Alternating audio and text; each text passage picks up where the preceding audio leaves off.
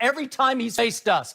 Kirk Cousins was 1-6 against the Dallas Cowboys. He was 0-4 against Dak Prescott. And yesterday, to your point, he turned back into First Cousins against the pathetic defense of the Philadelphia Eagles. They got blown out. Did my team get blown out? No. Does it start slow? Does it start slow? It started slow. Two straight weeks, 31-3 down and 21-3 down. Okay. And it roared back in both games and came within an onside kick of making it a game against Aaron Rodgers and came within a failed two-point try of tying the game and sending it to overtime against the New York Jets and Greg Williams. So why should my team have won that game? Yeah, why should Let me count the ways. The referees screwed us twice. Okay, here we go. Let's just see how screwed we got yesterday. I want to see. Let's look at the play, 8:02 in the third quarter. Your favorite Dallas Cowboy, Jason Witten. Yeah, he's back, and I don't think the refs liked him because they must not have liked him in the ESPN booth. I don't know. Maybe they hold this. Man, stop it. Okay, this is called a pick play because Cedric Wilson, who's a special teams player, is in the game at receiver. Yeah, you can't touch it. He runs into his guy. That's not a pick. He runs into his defender. You cannot throw a flag on Cedric Williams for running into his guy. I'm sorry, that's not a pick play. Yes, it is. The other defender guarding Jason Witten had plenty of room to get by, and he was just flat late.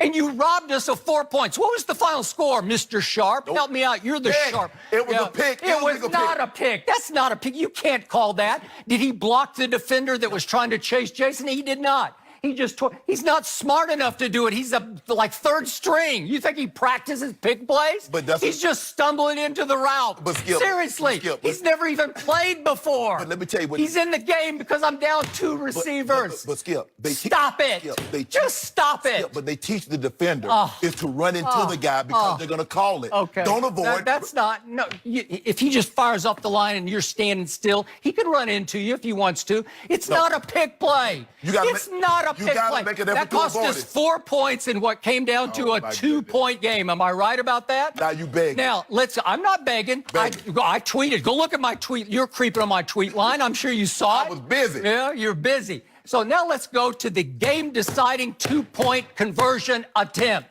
And what happens on this play? Help me out here. It's a full-out Greg Williams blitz. Yeah, zero blitz. Yeah, and all of a sudden, Jamal Adams is knocking my quarterback down for, what did he go down, like maybe 12 times in this game?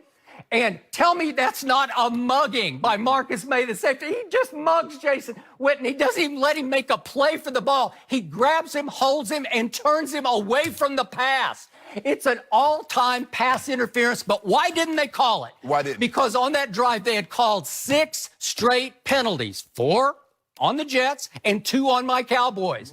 And they were all debatable calls. So the back judge, he looked like he was about to reach, and then he thought, I can't call a 7th penalty. This will look terrible.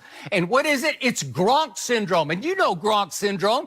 It means the big, bad bully tight end, you can't foul him because he's too big. He's way bigger than Marcus May, goes like 6 feet, 200. Yep. And so they're just saying, oh, just let him play. Well, you can't let, you know, if you're going to call that in the first quarter, you got to call it if it's going to decide the game. It's going to decide the game. You're begging for calls. No, I'm not begging for calls. That's just a foul. You know it's a foul, and I know it's a foul. Is it a foul? I want you on record. No, it's not a foul. He's grabbing him. He's all over him. He won't even let him turn to the ball. Any other point in the game, that is a foul. And you got to call it there. I'm ashamed of the referees. I know it's at Jets, and everybody's into the spirit of, we got to get the Cowboys out of here.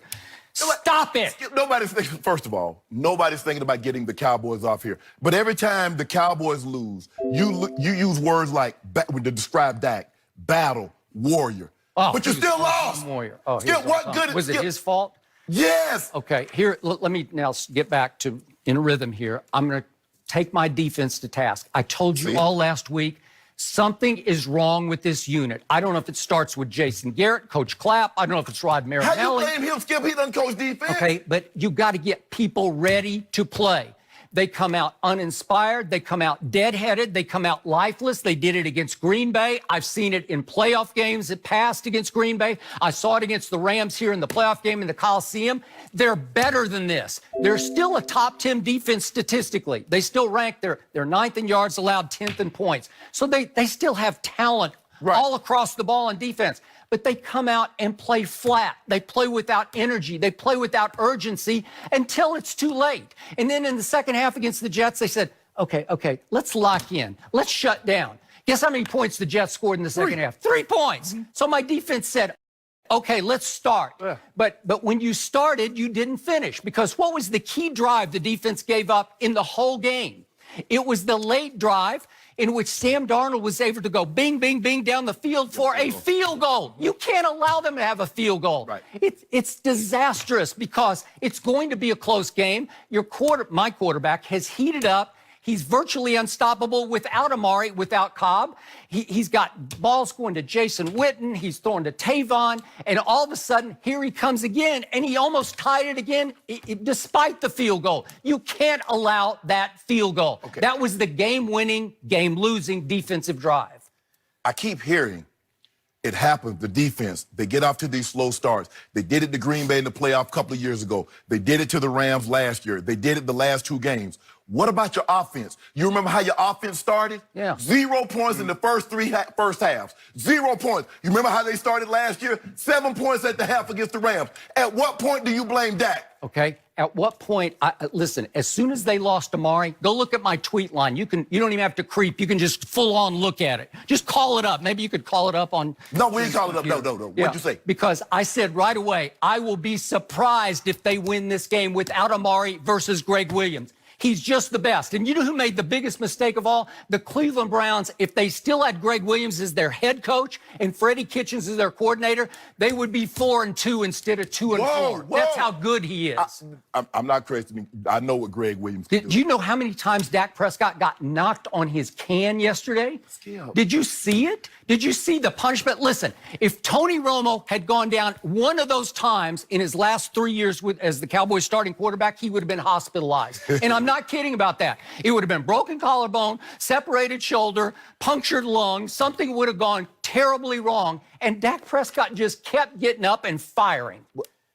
I've heard you say over the last 3 years, there's not a whole lot of value in the wide receiver because they play the dependent position. And now you tweet after Amari Cooper goes down. It's his soulmate. Connection. Let me finish my point. I've heard you spew this over the last 3 years, how the wide receiver is a dependent position, and they have very little value. It's all about the quarterback. And the moment a receiver goes down, you talk about your team, you still had Dak. And it came down to a 2-point conversion. But you lost. That's pretty great. It's pretty great. You're so lucky. You are so lucky. If the ref throws that flag, you lose. No. You lose. It's going to be another shot from the 1-yard line. Skip. I'm not begging. I'm just telling the truth. No. That's what I see. I'm just eye testing.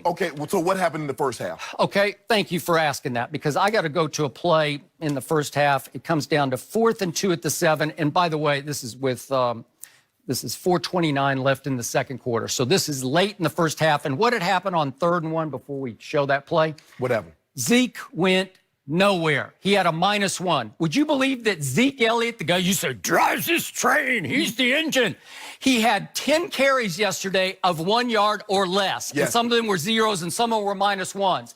Why is that, Shannon Sharp? Does he look the same to you as he looked in 2016 or even 2018? Because I'm not seeing the explosion. If they just wipe out the left side or right side of the Jets line, yeah, he'll get you 6 or 8 yards, and then he'll just duck his shoulder and dive into the safeties. He runs hard into people, but I'm not seeing the breakaway Zeke I used to. And they waste so many plays of just 0, -1, -2, 0, -1, -2, 1, 2, 1. It just keeps going like that until I'm out of my mind, because it seemed like every time my quarterback stood up to throw it, something good happened yesterday. And I know you got to try to establish the run, but that was 3rd and 1. That was your quarterback right there, though. Yeah. Okay, so now it's 4th and 2. And here goes my quarterback. And they put the ball in his hand. Have you ever seen a dumber play call on 4th and 2? Have you ever in your life? Do you know what the single wing was? I don't know. It's way before your time. I know it's way back to the prehistoric days. Yes. Okay, that's called single wing left into the near.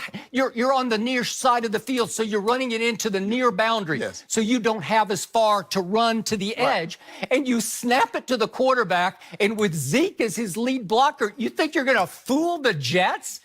Really? So Jamal Adams and Quinnen Williams, they're all over it, and it's a 4-yard line. It's horrendous call. Let him throw it. At least run the read option. Dak is really good on the read option. Yeah. I'll even take a quarterback draw.